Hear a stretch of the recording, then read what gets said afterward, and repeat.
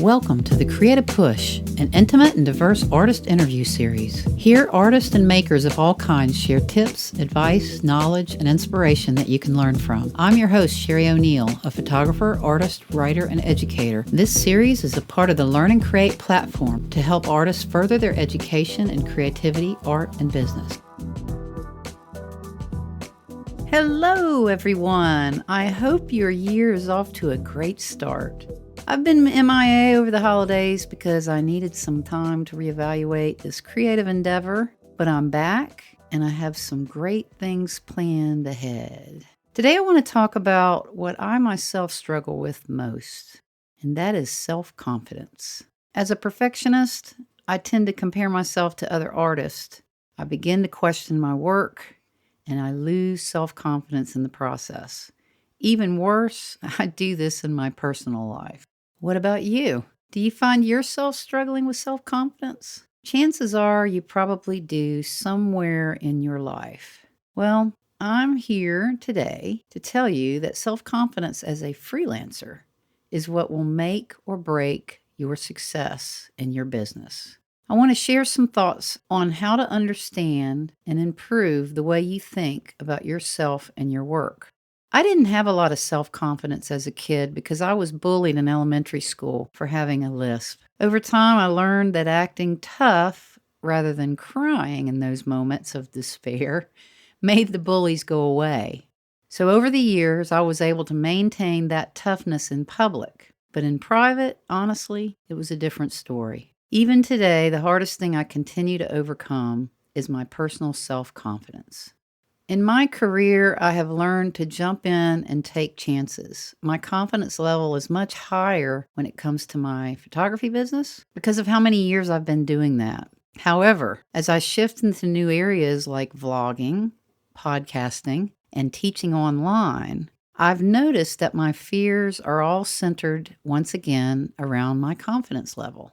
Most of the time, because I'm a visual person, I will say, much as I hate to admit it, my self-confidence lies more on my looks, the way I sound when I talk, and my hair and my clothes, and what other people think of me. And I've read many books that basically say that that's usually your story, that most people aren't paying attention, that they're dealing with their own self-confidence in their own head. What do you think? Why do you think confidence is so important for your success? You've just created a beautiful body of artwork, and they're very excited to share it with the world. But right before you post something on social media or share something on social media, you start questioning if it's good enough. That little voice in your head begins down the path telling you why it isn't, why you are not talented enough, or how no one will like your work.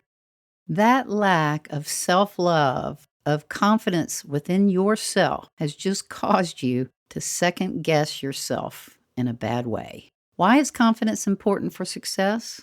Well, in my opinion, confidence may be the most important aspect of all of our thoughts that relate to our happiness in life. Having a positive attitude towards who you are, how you look, or your skills and abilities will make you much happier in life than anything outside of your own control. Being comfortable in your own skin and believing in yourself will offer more happiness in every aspect of your life. And it won't cost you anything except maintaining that positive mindset. So why is it that we often can't get our thoughts to align in a positive manner? Why is this seemingly simple idea so difficult for many? Well, I guess we need to think about how our confidence is developed. When we're infants, we have no understanding of failure or success. We rely on our parents to instill within us the values and morals to become our best selves. As we begin learning language and human interaction, we start making connections to how we feel when things happen to us. Negative things and positive things may make mindful connections that we associate with our own psyche as we grow. We are the outcome of who we spent most of our time growing up around, our influences, and how we internalize traumatic experiences along the way. If we have developed negative confidence, we can change our thoughts with positive self-talk. So how do you grow a positive mindset? Well, A positive mindset is something that you have to feed and nurture. Over time, if you aren't careful and aware, you may find yourself derailed by that negative voice in your head. Sometimes, when you find yourself off course, you have to put some thought into the best way to filter out all of that negative self talk. And I am one to tell you, my entire life has been self talk in my head that I'm not good enough, I'm not pretty enough, I'm not smart enough. And it's a constant battle for me to step outside of that. And I think that's partly human nature. I think we all struggle with that to a certain degree. But some people just seem to be a little bit better at that. And I'm sure that is based on how they were nurtured as a child or the experiences that they had as a child and how they dealt with those experiences. Hey guys, thanks for listening. I hope you're enjoying the Creative Push. These artist interviews are a labor of love, but it sure would help if you'd consider supporting this podcast with a small monthly donation to help sustain the work and time it takes for me to produce future episodes. You can click the support button or you can click the link below in the show notes. Any support is greatly appreciated and you can cancel at any time. Either way, I'm glad to have you here. Please subscribe and share. Now let's get back to the show. Have you ever felt like no matter what you do, you will never be able to achieve the degree of status that you hope for? Have you ever questioned your ability to succeed? Do you ever feel as if you don't look good enough, aren't talented enough, don't have the ability to make enough money, or be included among those that you admire? Developing self-compassion, positive self-talk, and confidence, in my opinion, is the key to not only a better life personally, but also to succeed in business as a creative. With social media showcasing so many interesting and creative talents and achievements, it's easy to get lost in your own head of negative self-talk. The worst thing we can do is compare ourselves to others, and I do that a lot. The damage is when we compare ourselves to those that we admire, and then we negatively address our own worth. Our value to the world is unique, and it should be judged on our own behalf as just that, unique. I'll admit, it's easy for me to say that. It's not so easy to do that. But I often do make lists to remind myself of the things I need to do, and those are the things I want to share with you today. A few things that I think you can do right now to help you grow your confidence with your positive self-talk. So here they are. Stop comparing yourself to others and start believing in all that you are. Remember, most people on social media only share their best moments. They are not perfect, so we need to stop thinking that they are. Something that I do pretty often is write down the negative talk words that I'm using, that I'm reminding myself of in my head, and try to find positive words to replace them, and then take action with those words. In other words, if I say I'm too fat or I'm not good enough, I need to remind myself I'm athletic or I'm really good at taking pictures. Whatever that is for you, there's always something that you can align with that negative thought that's positive. Bring humor into thinking when wallowing in your own self-pity. Laughter is golden for change, and I love to laugh. So I make myself the butt of most of my jokes. Of course, it's usually just me that hears them, but that doesn't matter. It still makes me feel better. Get quiet, breathe deeply, and really think about how you are treating yourself. Are you being dramatic? What is it costing you? And to be quite honest, we have our own story that we play over and over in our head, especially in the negative side. We need to rearrange that story in a positive manner and play that over and over in our head. That will help with our self-confidence.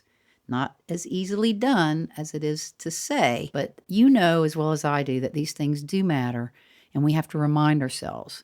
We treat ourselves worse than we would ever treat somebody else.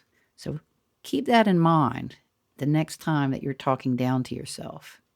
Look at every negative thought as an opportunity to grow into something better and make it happen. Share your thoughts with someone you trust who you know can lift you up, not tear you down. If you're hanging out with negative people, you need to get away from them. They are toxic. Obviously, sleep, exercise, eating healthy, and meditation, if you're able to do that, are always great things to help with your confidence. Although we don't always do these things, I like the exercise because it keeps my mind kind of fresh, helps me deal with my own mental health. Everybody has their own thing. That's my big thing. When you say something negative in your mind, add but blank, finishing it with something positive. For example, I will never be able to look that good on camera, but I know I can offer better information to the viewer. That is something that I've been playing in my head over and over and over because I'm trying to start a YouTube channel and I hate being in front of the camera. In fact, it's kind of been one of those things that's been holding me back since I started this whole channel. I've got all the content ready to go. I've got all the scripts written. I've got all the information ready to put out there except for the video. And I need to get over that, get over myself. It doesn't matter, and put it out. Get in front of that camera, push record, and make it happen. But yet I still struggle with those things. So I'm struggling with all of these same things that I'm telling you how to fix on your end. We're human. This is normal stuff. But how does self-confidence help us in our own success? Well, I think it allows us to focus on the things we love and put our energy into those things we do best. It allows us to make mistakes, knowing we can learn to do and be better from those mistakes. It allows us to be uncomfortable, yet not paralyzed by the fear. It makes us more resilient, more motivated, and more authentic. And who doesn't want to be more authentic? As business owners, it offers us a way to see our own value and our own worth. Confidence will help us to stand up for what we deserve to be paid. How do we ask for money if we don't have the confidence to ask? It'll help us to speak clearly and directly to our clients, honestly and authentically. It helps to obtain our desires and to grow as individuals in any positive manner. Confidence within ourselves will help us to obtain our desires and to grow as individuals in a positive way. So, how will you grow your confidence this year? It's a new year. This is a big deal. I want everybody to be successful. The next time you notice that you're doubting or hating on yourself, stop and think. Why are you beating yourself up? Are you comparing yourself to someone else? What can you bring to the table? Make those changes and make things happen. Life is way too short and you will be happier in the long run. You are important and you have value to offer the world. So let's get out there, let's treat ourselves better, and let's grow our self-confidence, and let's have the best year we've ever had. Thank you so much for listening. As always, my intention is to offer inspiration that excites you to want to get out there and create something amazing. Be sure to check out some of the other episodes. There's more information below in the show notes, including links to other great stories, tips, and resources. Drop me a message or comment at any time, and I hope that you'll sign up to be a part of this creative tribe.